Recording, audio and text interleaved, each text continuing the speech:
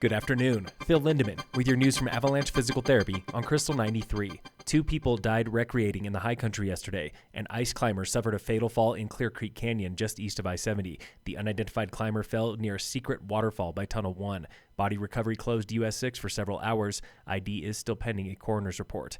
At Aspen Highlands, a 42-year-old snowboarder from Denver died after colliding with a tree at Highland Bowl. Officials confirm he was wearing a helmet. This is the third inbounds fatality of the ski season in Colorado. Summit County might raid 4 tax funds to pay for 1 childcare center in Silverthorne.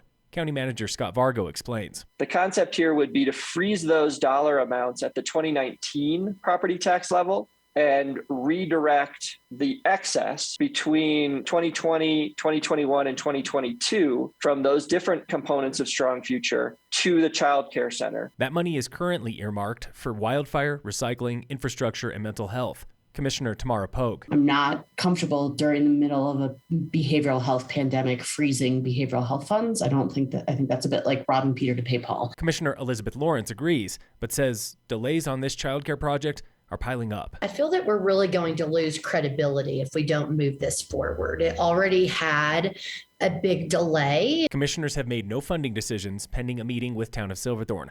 All options are still on the table. Terrain parks are too much work for what they are worth. That's the rationale for Breckenridge, where the large Freeway terrain park and 22-foot superpipe are extinct. Says the resort, we believe it better serves the resort and the majority of our guests to put our snowmaking resources towards opening terrain across our 5 peaks. That leaves 2 jump lines and rails in Park Lane and small beginner features on Peak 9. Freeway is now home to a banked slalom course. It's a similar story at Keystone, where A51 just opened this week, at least a month later than usual. And park rats, they're taking notice. On Instagram, one writes, friendly reminder how you guys made one of the best parks in the world to one of the worst parks. There is a relatively new trail at Frisco Nordic Center named Haminal. It is punchy and punishing, a perfect fit for the trail's namesake.